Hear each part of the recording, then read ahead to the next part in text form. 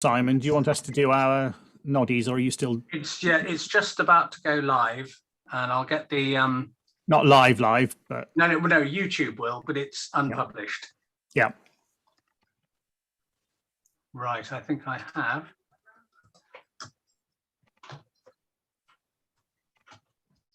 I've got a bug up that says it's now streaming to YouTube. Simon, do you want us to do our noddies, or are you still? Right, it's just about to go live. Okay, it's the Not live, but no, YouTube will. I can now hear a 30-second delay. Yes, Simon, so we need to make sure that doesn't happen. I'm just going to mute that. Right, so I shouldn't hear any more from that. Okay, I will now put this into speaker view. If we all unmute, if everyone mutes, I'll just ask people in for about 10 seconds each, okay? So because my screen is the way it is, I'll start with you, Philip. If everyone else mutes, yeah. If you could take over, you'll need to make a noise. Oh, okay. And what kind of noise? What kind of noise? Sorry, all you're doing is it's as though you're watching and reacting to what other people are saying. Oh, okay. Oh, I see. Okay. Oh, that's very good. Yes, I agree. Okay, and then David. Yep. Yep. Yeah. Okay. Yep.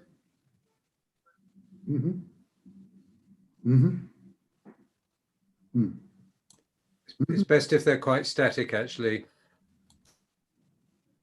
Now we've got you, Tim. So you'll need to take it again, David.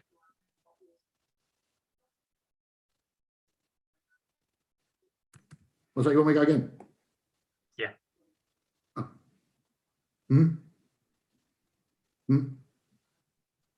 Yep.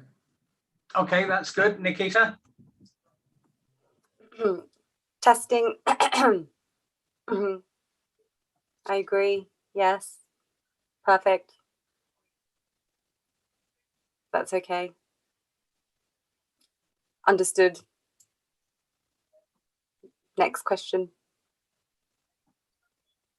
Is that okay? That will be fine. Peter? Right, well, I'm glad I didn't have to go first on that one. This is quite awkward, so I will just keep talking and agreeing violently with everyone on this panel. Actually, if you could stay quiet, David, Peter, that would be. Yeah. It's just a matter of we just want your face to cut to, really. Yeah. Okay.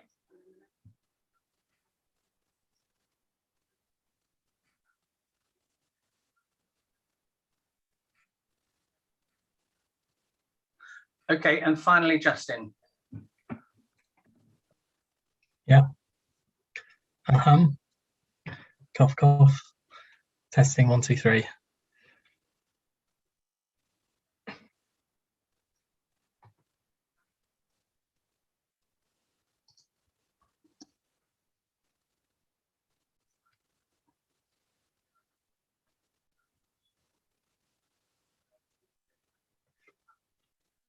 Okay, I think that probably will do.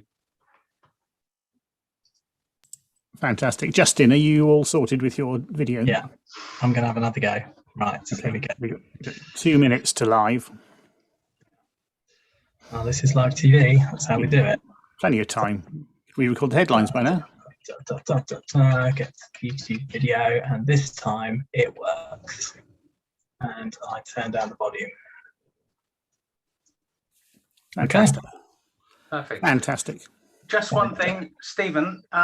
What we do is we'll go live 30 seconds before the hour, and if you take over the, you're going to introduce this. So if you take over the feed by speaking, everyone else will mute, and then we'll go live, and we'll go live on your face for about 30 seconds, and then you can count yourself in and start.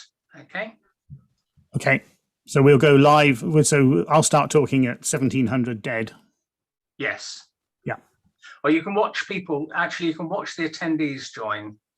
And as soon as you think there are enough there, then you can start introducing it.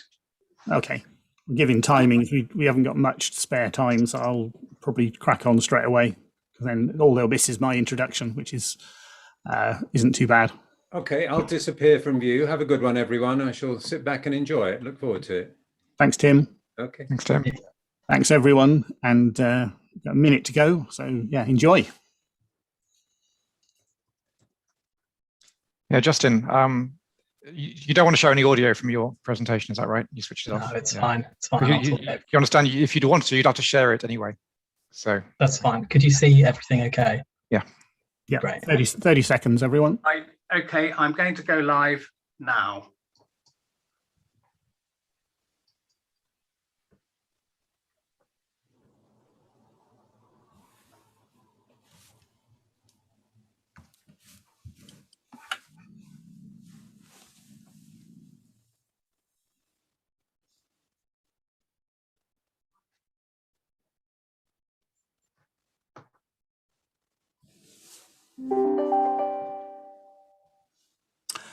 Welcome to this Royal Television Society Thames Valley webinar.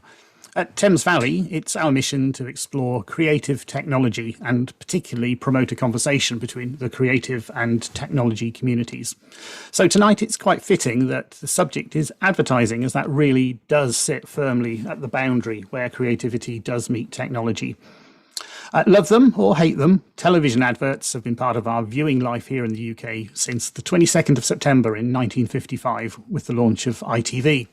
The first ever advert was more like a public information film and was for Gibbs SR toothpaste. 15 years later, Birdseye paid the princely sum of £23 to advertise peas in colour for the first time.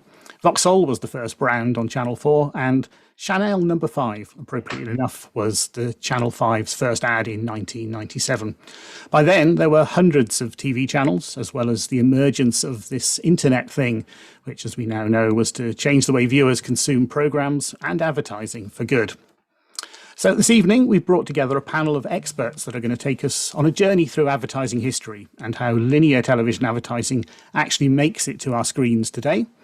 A look at how the boundaries between linear and non-linear or VOD are becoming blurred. The disruptive influence that social media platforms are having on their more established rivals. And how Hollywood technology is being used to create a whole new set of opportunities for advertisers that we, the viewers, might not even be aware of. Finally, we'll get the view of an industry veteran who spent 20 years at the very top of the advertising industry, advising brands and government on how to navigate this world of seemingly endless choice of where to invest their money for the best return.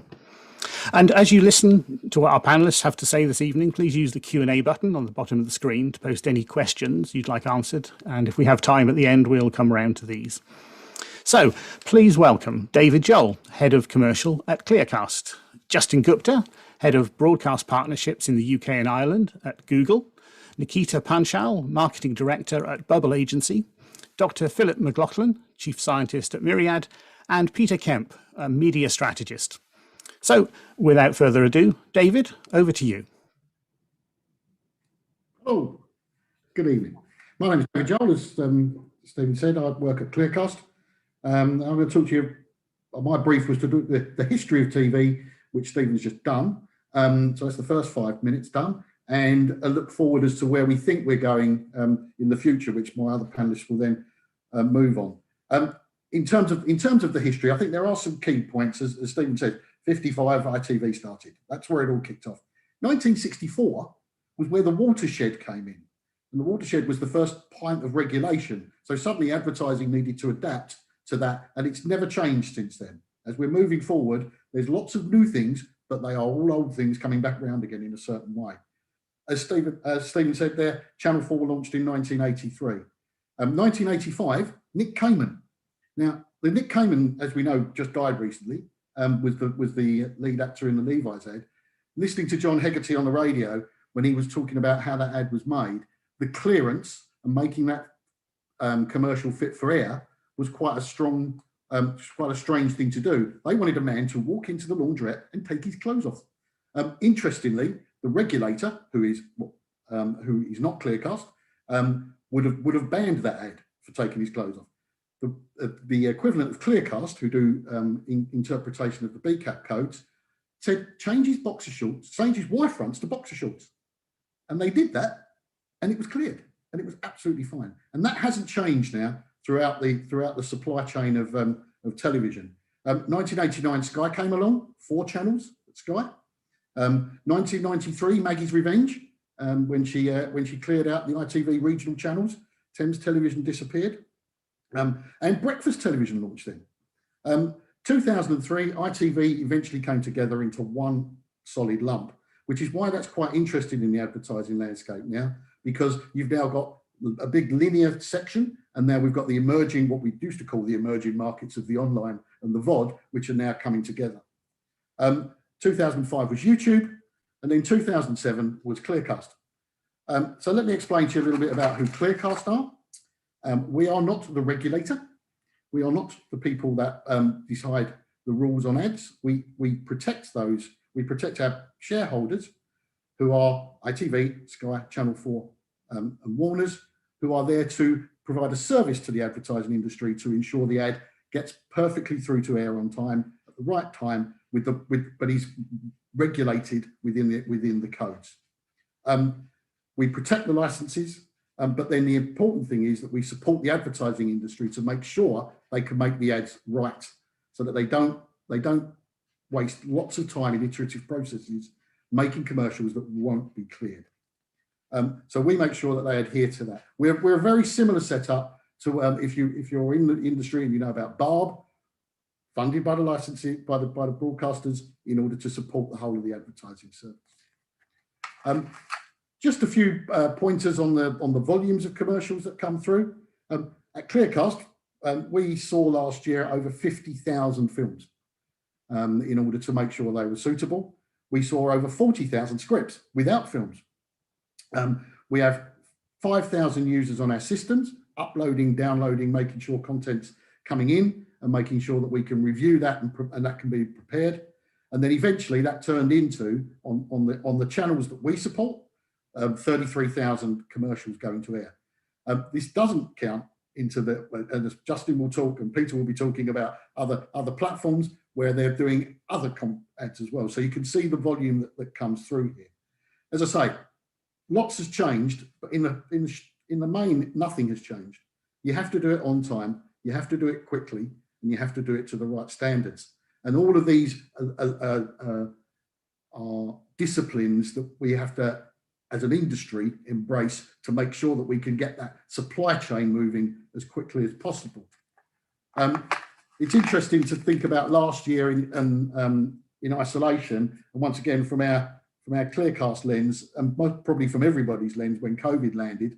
Not only operationally did it make it tricky working remotely and making sure that the technology supported that, but then from a clearance perspective, there was a whole load of new things to consider when making this right. You know, we had commercials being pulled, we had new commercials coming to air, we had four different nations in doing 4 different policies, making that different. We had to defend to Domestos that just because the president said it doesn't make it right. So they weren't allowed to clear that to air. You can see how that complexity and speed was required. Boris Johnson was making his mind up at 10 o'clock at night what he was going to do the next day, and a commercial had to be cleared on air. So we had copies sitting there ready to be cleared and being uploaded all the time. So it's a 24/7 operation within that. We now clear for 300 channels for our services, which to me, I just go, wow, that's just mind something. When we talk about those earlier stats, you know, Channel 4 coming on in 1983, that made 2 commercial channels, and now we're into the myriad of all these others. And I think, you know, my colleagues here on the panel here are going to talk more to around that. But from our perspective as well now, that where the linear ad publishers are wrestling with how they now wrestle with BVOD. And BVOD, for those that don't know, is broadcasting VOD. If you're in the world of VOD, video on demand, TVOD, transactional video on demand, PVOD, premier video on demand. BVOD is when you're watching ITV online. And now they're needing to adapt to that and adapt their processes and supply chain on all levels, from booking airtime from an advertiser perspective, all the way through to reporting the audience figures on the other end. And the sales houses and it's important to think about the sales houses because it's not just the broadcasters, are becoming more and more creative in that. I'm sure we're going to be talking about addressable advertising later, where it's one-to-one knowledge. Sky do this very, very well now. What that does in the supply chain is it's added real complexity, because we are now finding lots of very small advertisers having the ability to advertise on linear TV. And that requires them to be able to adapt their thinking and understanding the codes and understanding the standards in order to be able to do that. And we have to, as an industry, make sure that everybody's trained properly in those areas in order to get that supply chain really moving fast. I think it's worth understanding that the key challenges here now, as I see them and as we look for them going forward, is we need to get some more standards. The legacy of the different platforms now is now making it trickier for advertisers to get to air.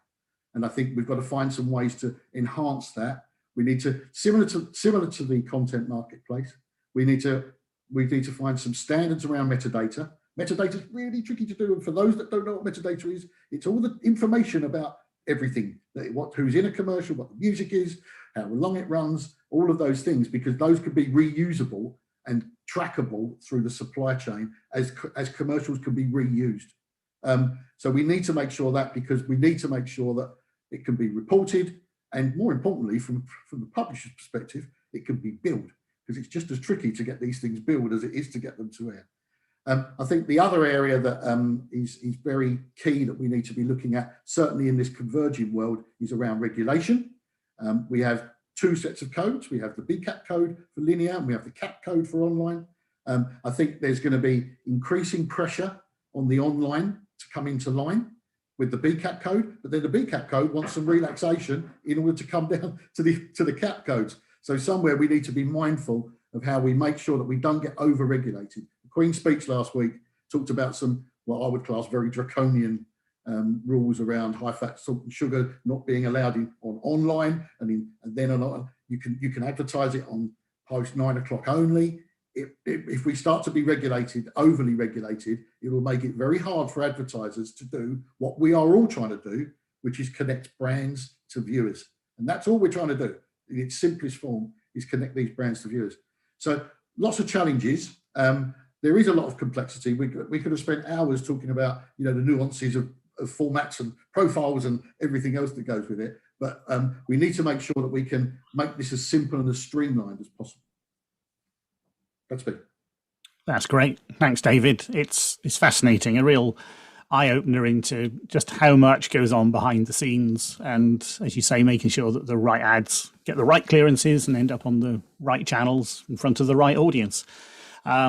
So anyway, moving on. Now, if you thought that was complicated, imagine what life would be like if you had to do all of that in real time.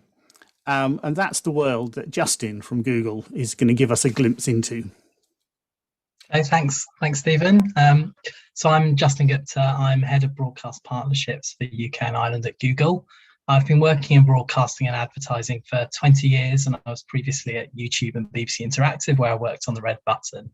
And I've always been fascinated about shifts in TV distribution and technology. And I want to give you a flavour today of how the pandemic has accelerated some of these shifts and some of the new digital opportunities that that's creating. But first of all, I want you to reflect on how your TV viewing behaviour has changed in the last year. So 2020 was a remarkable year for broadcasting. What we watch, how we watch, and where we watch TV has fundamentally changed. So think again about you and your family. You're not atypical. And looking at the data, I believe we've jumped ahead 3 to 5 years in terms of digital adoption. What's changed in 2020? So Ender's analysis estimated the evolution of viewing by content type in the UK, and viewing was up overall, but digitally enabled viewing was up significantly. So subscription VODs were up 48%, online video was up 32%, and Netflix now have 200 million subscribers globally, and Disney Plus are already over 100 million less than 18 months after they launched. And this similar trend is being observed in all countries. Everyone has closed the digital adoption gap. They've had more time at home and are much more digitally savvy. And Samsung shared that on their smart TVs, 56% of viewing time in the UK was spent streaming during 2020. So on Samsung, at least, they have already passed the digital tipping point. So the question is, will this shift endure? And if we look backwards, total viewing has remained remarkably consistent, notwithstanding the recent pandemic. All non-live viewing has been growing and taking an increasing share from live viewing, but the jump from 2019 to 2020 is really stark. The adoption gap has been closed. And if we look forwards, total viewing is expected to return to a normal level in 2022. However, SVOD, online and catch-up are expected to stay at these new levels for the next 3 to 5 years, with live viewing expected to continue to decrease. Now, this is all viewers. How uniform is this across age groups? And it's worth noting we now have a digital generation who are much more accustomed to on-demand content. And Thingsbox shared how this breaks down for traditional broadcaster content specifically. And we now have a hard-to-reach 16 to 34 age group who watch nearly half of broadcaster content via streaming or catch-up. However, they're only watching about half as much of traditional TV. And it's worth noting that all age groups have now adopted streaming. My 82-year-old father is now regularly advising me to watch shows on ITV Hub or other catch-up services. And this is definitely a new behaviour since the pandemic. We know a consumer shift has happened. We're living 3 to 5 years in the future, and an increasing amount of TV is delivered over the internet. How does this impact your overall ad strategy, and what other implications are there for broadcasters? But firstly, what's in it for the viewer? So viewers want personalized content and ads that are relevant to them in the same way that they're used to on digital platforms. And it's been showed that 3 times as much attention is paid to ads that are relevant to me versus the average. And the personalization we're talking about here is addressable TV advertising, where you can serve different ads to different viewers, different versions of the same ad, or sell your TV ad space in a much more granular way, bringing new advertisers to TV or helping advertisers meet their goals. And it's worth noting here that all the things that are already great about TV advertising will continue to be true. It's just that addressable creates new capabilities to personalize advertising. So how do we do it? Let's first answer the question, how much of the viewing is happening via digital? So in this chart, digital distribution is above the line and linear distribution is below the line. So SVOD and online video are, as you expect, 100% digitally distributed. However, both catch-up and live are now a significant chunk of digitally enabled viewing. And this has a few implications. So firstly, fragmentation. It's really challenging for a broadcaster to be everywhere. It's a numbers game. You need to go where the viewers are, especially those hard to reach 16 to 34s. Now, for advertising, for digitally distributed content, it's now possible to personalize TV ads, bringing this new capability to broadcasters. And in fact, most set-top boxes and TVs are internet connected these days, which brings further possibility to customize your ads. So if the last slide was the pessimistic view, then think of this slide as the optimistic view. This looks at how much viewing on ad-supported services can be digitally enabled. So if we take the BBC, which shows no ads, and the pure subscription VOD services out of the picture, now we're looking specifically at what technologies can allow us to create personalized addressable advertising using digital methods. And there are broadly 4 ways that you can do it. So first is client-side ad insertion. So this is typically how it's done with pure digital video on demand or catch-up services. The second one is server-side dynamic ad insertion, or DAI, and this is the best solution for live streaming. The third is set-top box-based or TV-based ad insertion, where the ads are replaced with more relevant ads in the box. So Sky Ad Smart on Sky or Virgin is a great example, or within specific brands on TV sets, such as Samsung ads. And the fourth one is HBB TV ad replacement, where your TV can switch from broadcast to broadband in order to personalize the ads. This is most relevant with terrestrial TV in the UK, but it's also popular in Germany and Italy, where they use it to show graphical ads on the screen on top of existing ads or programming. And this diagram gives you a flavour of how the broadcaster of the future will consider their different pools of advertising and the mosaic of tech that they'll need to capture this opportunity. So I want to give one insight where broadcasters are currently capturing digital in live sports, and also dig deeper into this linear ad replacement opportunity with HBB TV. We've seen success with both traditional and digital first sports broadcaster using dynamic ad insertion to monetize high scale live events for their streaming services. And we've seen a huge uptick in live streaming as more sports events are being streamed globally. And this is allowing traditional broadcasters to add a digital proposition to their live sports events alongside their linear advertising. And viewers who are streaming content on their devices can see different ads tailored to them. Now, providing digital advertising to connected TV viewers at scale is a challenge we've now overcome. And Google Ad Manager's DAI has already delivered relevant ads to more than 1 million concurrent live stream viewers at the same time, for example, during last year's UEFA Champions League final. And we recently announced that we're working with DAZN, the sports broadcaster, to activate dynamic ad insertion starting in Germany. And as a digital first broadcaster, DAZN are demonstrating how the broadcaster of the future can go to market with a fully addressable solution, which is particularly compelling to buyers due to the high volume of viewers using connected TV. Another area broadcasters are exploring is ad replacement in linear TV in order to unlock this nascent advertising opportunity with HBB TV. So HBB TV stands for Hybrid Broadcast Broadband TV, and it's an interactive TV technology which is supported by most modern smart TVs sold in Europe. And in the UK, it powers the BBC's Red Button services on Freeview, and there are about 8 million TVs which can do it. Now, this demo, which we developed with our partner Synapse TV and showed at the International Broadcaster Convention in Amsterdam, shows HBB TV ad substitution in action. So you see one TV on the left showing ads from the linear broadcast, with the TVs in the middle and on the right getting customized ads over the internet based on the user's location and viewing behavior. Now, to handle the switch between broadcast and broadband, there's a short landing zone, okay? Now the landing zone is essentially a slide which is put over the screen, we just saw it there, and this essentially now means that the TV in the right and in the middle are now having their content streamed over the internet. And think of the landing zone like the curtain coming down at the theatre. Once the scenery is changed behind the scene, the curtain comes back up, and if the TV is connected to the internet, the viewer is switched to the internet stream. And there are efforts underway to improve the HBB TV specification to reduce the need for workarounds like landing zones. And there's a group which Google is part of called the HBB TV Targeted Advertising Working Group, which is working across the ecosystem to deliver a frame-accurate ad solution in HBB. And it's worth noting that it will take time for TV manufacturers to update any standards. And some of this work involves the capability to prefetch ads or part of the ad pod in memory, so that you can get a fast switch and playback. So we're just seeing John Legend finish here, and we should be able to see the landing zone at the end of the break. Here it is. And now we're back in broadcast. And we're currently piloting this approach with a few broadcasters in Europe.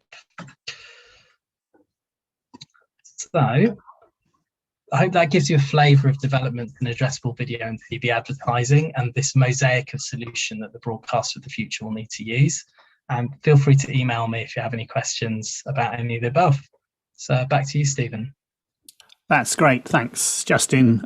It's just it still amazes me how much is going on behind the scenes and how complex things are for it to look really simple for the viewer when they're sitting there looking at their 65-inch screen. So thanks, Justin. Of course, it's not just the big screen that viewers and the brands want to connect with. They want to be able to connect with the hard-to-reach younger audiences because they probably spend as much time on their mobile devices as they do watching the big screen, and often simultaneously interacting both on various social media platforms and watching TV. So targeting this valuable group is complex as well, yet key for the brands, as Nikita from Bubble Agency is going to explain to us now. Nikita, over to you. Brilliant, perfect. Thank you, Stephen. Yep, so I'm Nikita, Marketing Director at Bubble Agency, and today I'm going to be taking you through social media and how it plays a part in the advertising ecosystem.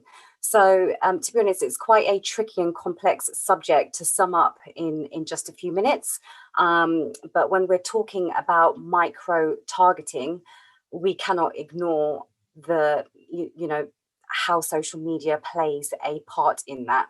So firstly, looking at micro targeting, what is it? It's the ability to be able to successfully create personalized messages and offers and deliver that directly to individuals through what we call targeting, segmentation, and positioning.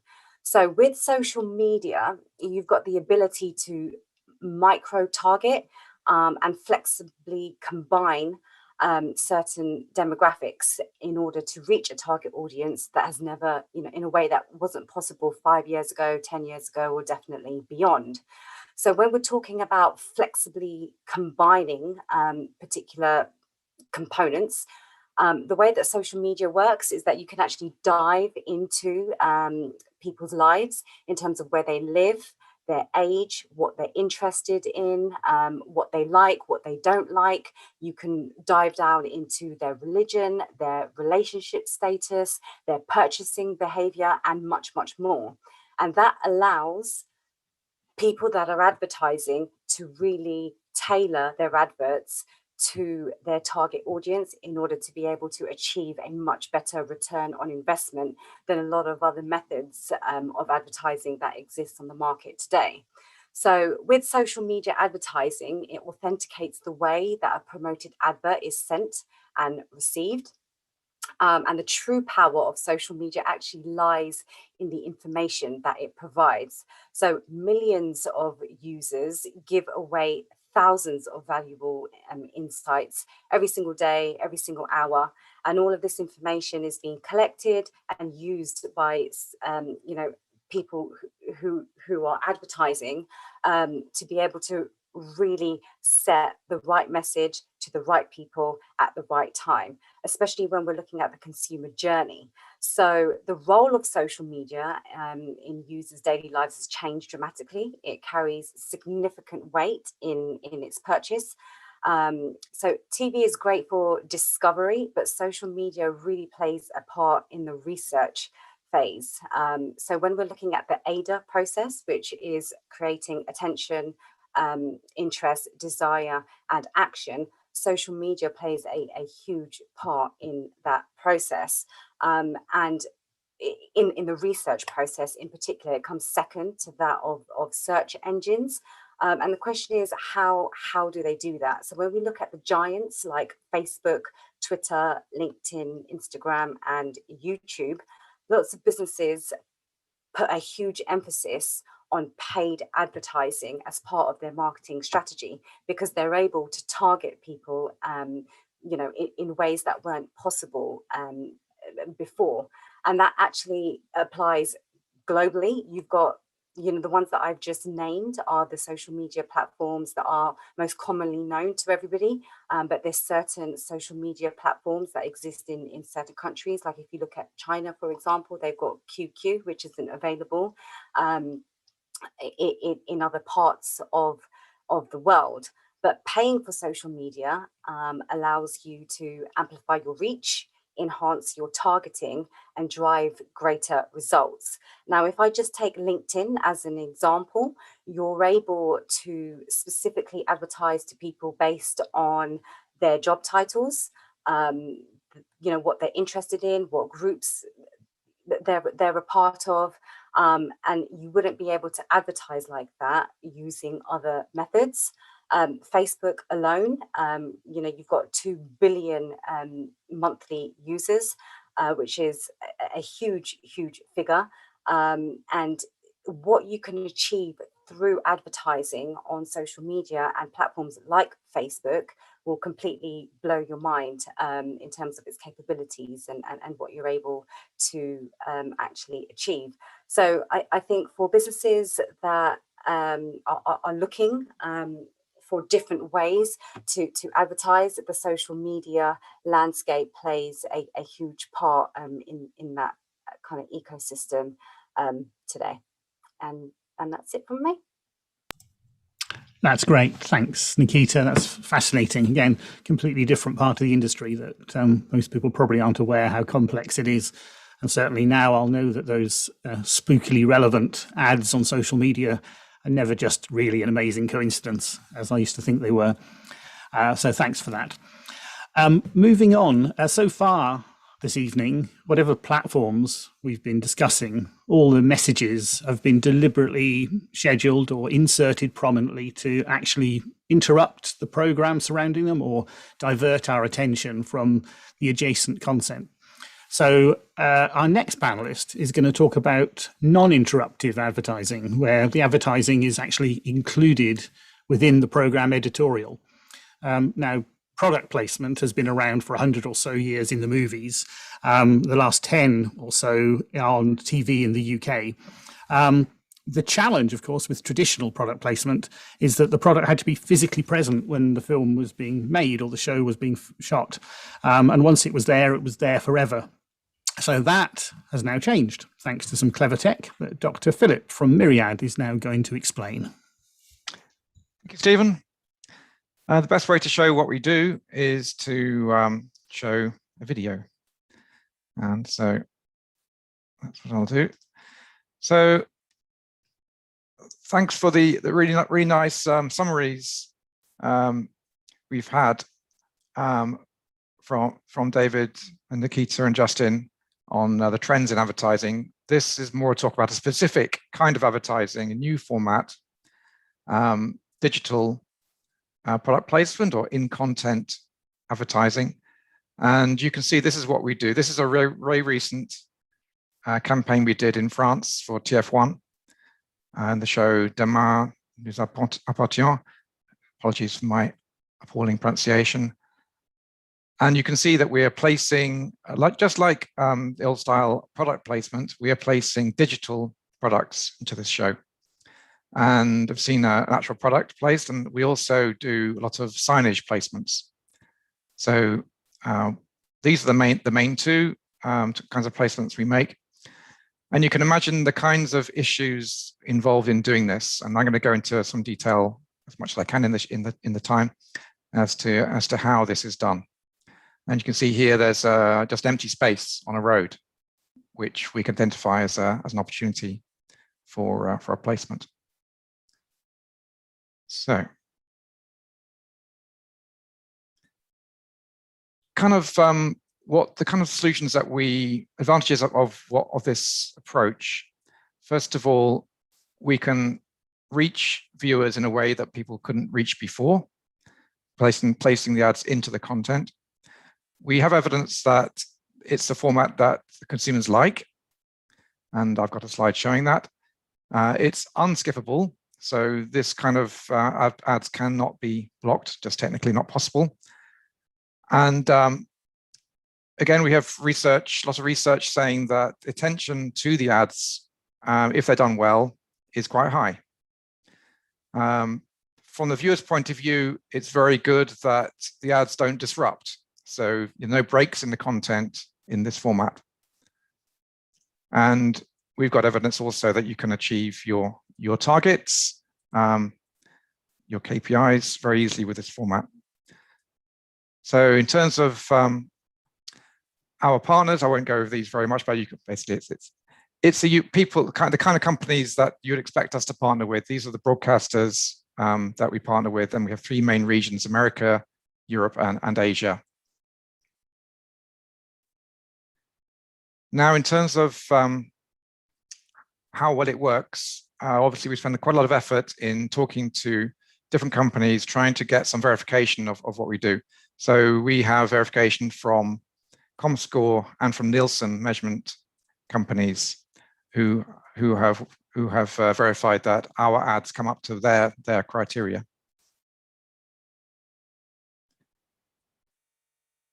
Now, now I'm going to talk a bit about my area, because I'm the chief scientist of the company, and my area is technical. So this is now getting into my zone, if you like. And this is our solution for solving this problem of relating the content to the brands. So how do we get, because we get this huge amount of content going through our pipeline, how can we make sure that the right content goes to the right brand? So this is what we do is we do some automatic computer vision processing. So on the left, you'll see 4 kinds of processing that we do. So top left, brand opportunities. So we would scan the content for places which look like places where we placed brands before. So we have our own neural network based on our own data, because we've been doing this for several years. So we can then train a neural network to find the places that are similar to places that we placed brands before. And this is the blue zones marked on the image. We also apply more things which are probably more familiar, people who know about the AI computer vision methods. So object recognition, we can pull out, that's top right, we can pull out people and objects like motorcycles, cars. We can identify face emotion in the content. So by recognizing the faces and then looking at those faces and trying to work out what emotion they're portraying. And then the fourth thing we can do is look at locale, which is telling us what kind of environment are we in this content. And all these things together with other data that we could add. This is a kind of a work in progress project. We can build up a very rich set of metadata about the content. But then the question is, how do you use that metadata to relate it to the brand?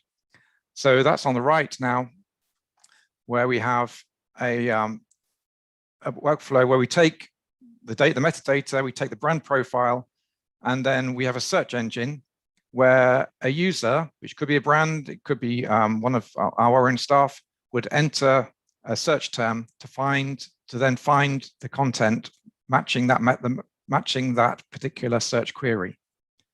We need to have a language interpreter which takes the query and reinterprets it in terms of our own labels. But from that, you can then get the matching content. And this is just a very simple example where today preparing for this, I entered in our search engine object table. So finding tables in the scenes, and they're looking for kitchen as locale.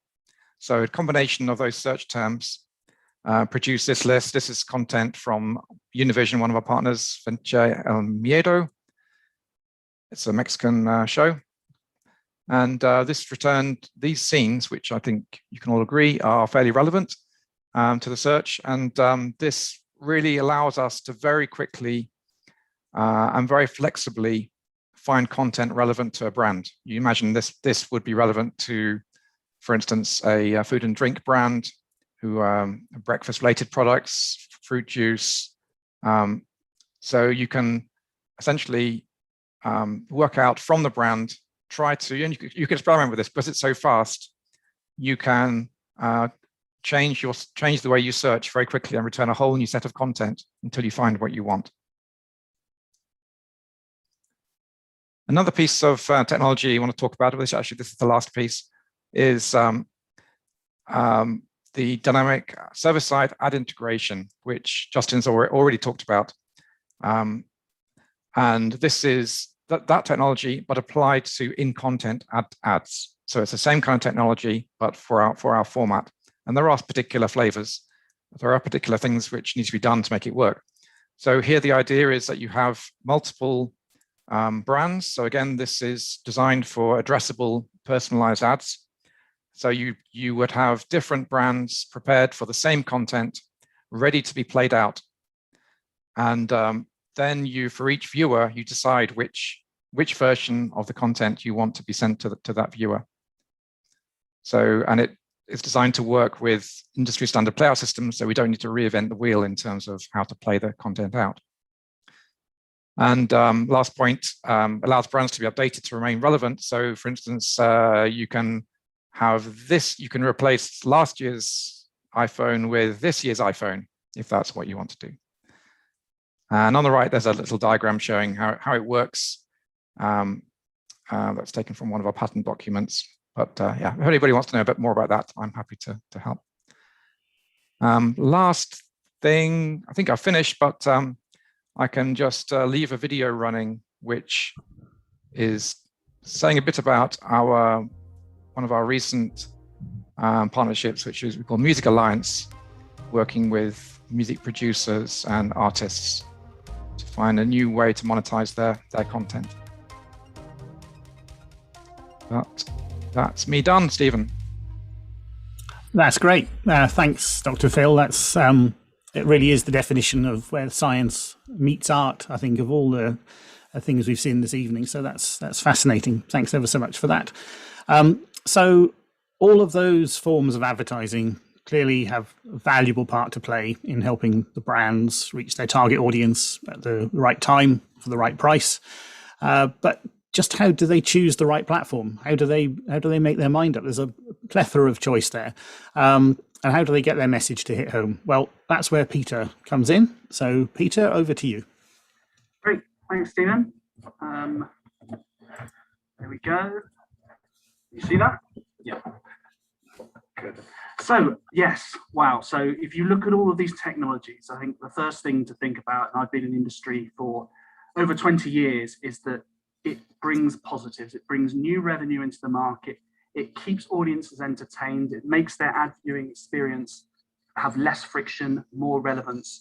So it's all positive, but it does make the agency world much harder. Now, before I go into what I mean when I say agency, I don't know who's watching this specifically. So I'm going to kind of try and keep it as simple as possible.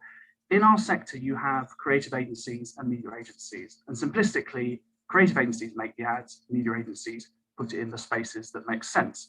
But I think it's quite important to go through how we've got to the agency structure we've got today. So I'm going to do essentially 70 years in 70 seconds of the agency history. And then I'm going to talk about how TV advertising is actually bought today, which obviously falls out of that legacy of the last 70 years, and then touch on the viewer at the end. So the first thing, let's talk about the age of the brand. Now, there are loads of arguments about where the first brand came from. In some, I've seen people cite Ephesus as an ancient city that shows evidence of brand marketing, but for the purpose of this document, I'm going to be talking about Thai Fu and using that as the first case. So the story goes is that tea was imported from China and it got tampered with. And what Thai Fu did, they were the first ones to actually seal it in a packaging. So for when people went out to buy tea, they actually wanted Thai Fu specifically because there was something about that brand that made sense to them and gave more trust rather than the retailer, for instance. So brands started coming out more and more, packaging, etc., etc. And of course, I think we started at the beginning of this around the 1950s when ITV first launched. And in America, 1950 was when P&G first started sponsoring and funding daytime dramas, and that's where the term the soap opera came from. And of course, the copy back then in the 50s was very much product orientated. It was about USPs, product truths. It could wash whiter, it could do it quicker, it could do it cheaper, etc., etc. But what they found was, as brand marketing certainly got onto TV advertising, depending on who was communicating the message and how they were communicating it, consumers were taking out different aspects of that product or brand that perhaps weren't anything to do with the product. They may have felt more trustworthy in it, may have felt more premium, etc., etc. And actually, this wasn't the role of media owners and broadcast. They didn't want to get involved in that. So essentially, we moved into the age of the agency. And in the agency, in the kind of early 60s, up until the sort of late 70s, we had creative and media people who made the ads and media people who placed them together. And they were tasked to come up with the messaging, but also to find the right place to put it.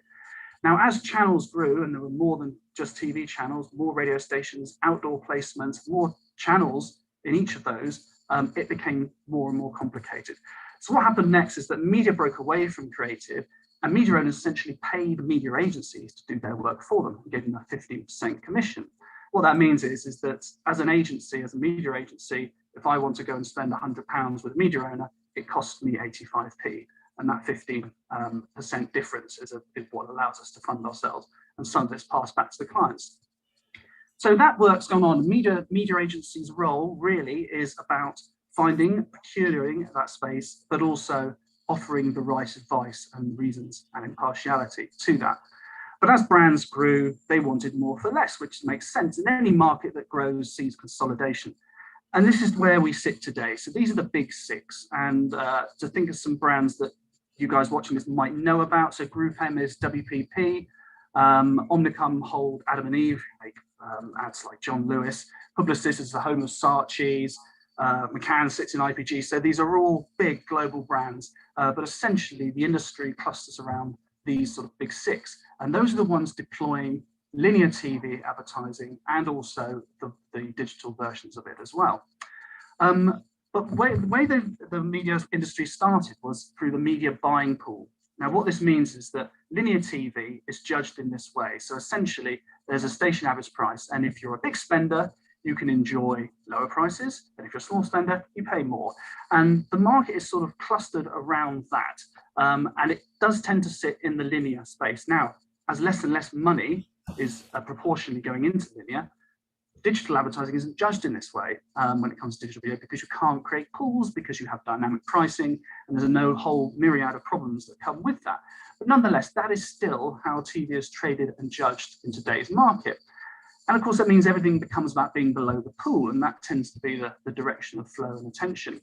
And of course, while that was going on, so 40 years ago, the media planner and the TV buyer's job was relatively, compared to today, simple. You could buy a spot in Coronation Street and reach 21 million viewers.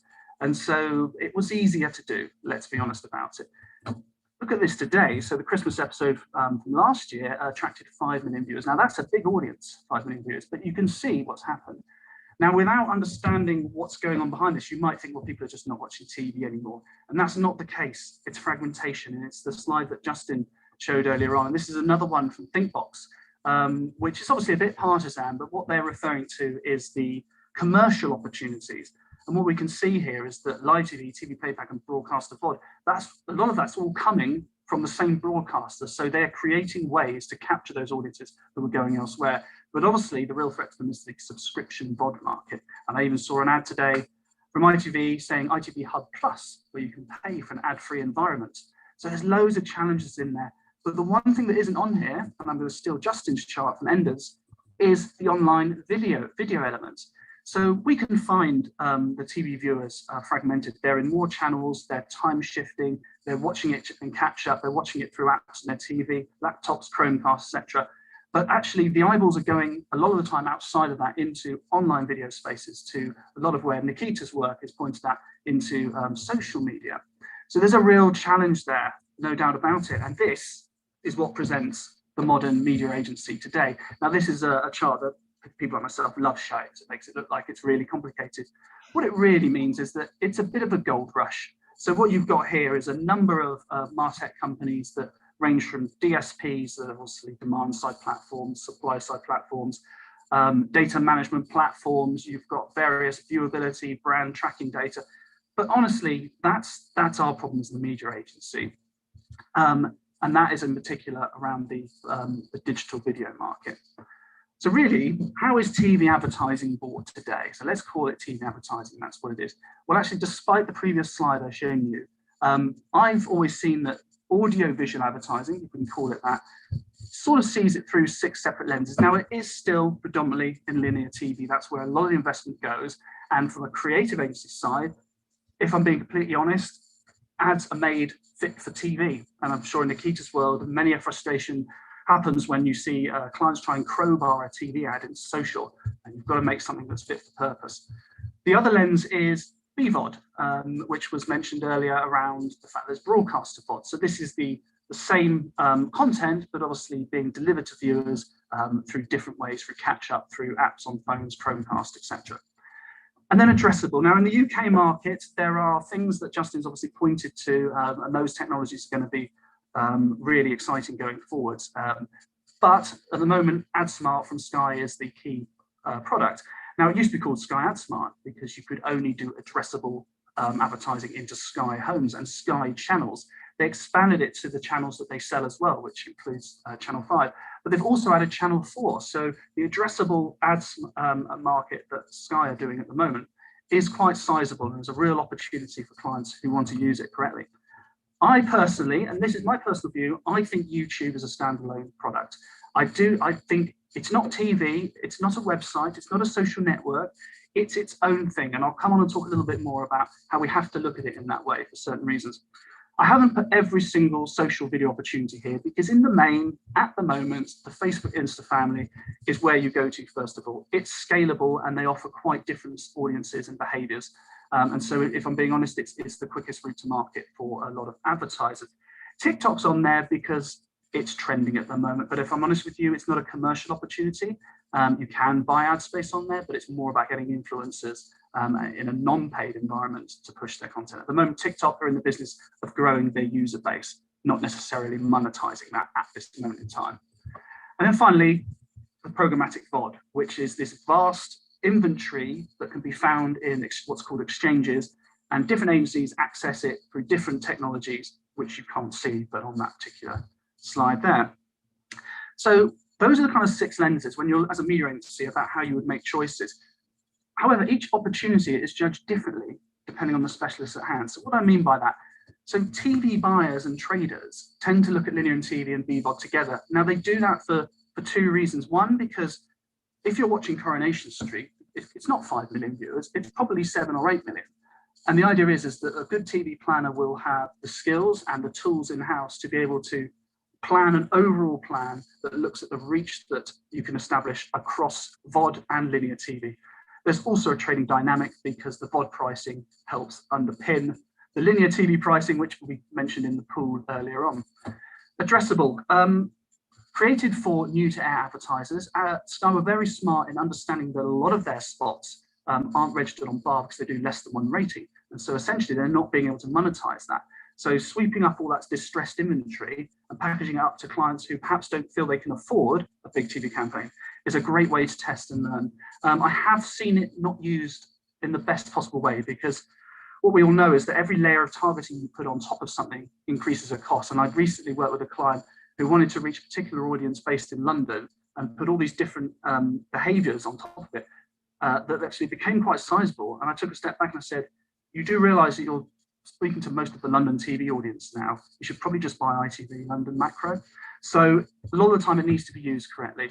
YouTube, if I was being a bit cynical, where I don't think it's used correctly a lot of the time, it tends to be an archive for creatives to house long TV ads that they can't get on air. So they want to do a shoot and they want to do a nice 3-minute epic. Now, a lot of the time, I think that does work. It works really well for John Lewis. It worked well in a previous agency I worked with, Lexus, who would show a kind of 5-minute piece of content about the filming of the ad and behind the scenes. And I think it's great for that type of thing. But a lot of the time, advertisers want their TV ads on YouTube because they use it. They're of the right demographic. A marketing director is sort of, early 40s and therefore is used to YouTube, feels it's the future, feels it's where eyeballs are going. And to some extent, she or he would be right in saying that. Social video, now Nikita will know that this isn't all brands advertising on there, but obviously e-commerce brands see particular successes using social video because you get that direct to purchase accountability, which you can't get quite so easily in the other platforms. Now, of course, my challenge as an agency, media agency person, is to ensure that we can get them off of that way of being hooked. So sometimes what happens is a client sort of runs out of road if they're at the bottom of the funnel of Facebook, and they'll need to go into more broadcast channels. And it's basically winning off the fact that you're not going to put an ad on linear TV and get an instant sale like you've seen in Facebook. They're doing different things. So our challenge is to understand what types of TV advertising are doing what and the role of them. Now, finally, if programmatic VOD, large agencies sell these as what's called a non-disclosed bundle, so they can deliver a lower blended price. So a lot of the time they'll say, we're going to reach 16 to 24-year-old men using VOD, and there'll be an element of broadcaster VOD, but there'll also be inventory that we access from exchanges. Now, you need to be responsible and make sure that you've got a good amount of that clear cast quality broadcast content, and that can be where agencies can be a little bit sneaky by actually not putting the right quality inventory in alongside that. But those are the 6 lenses, and we have to look at all of these different types of inventory all the time.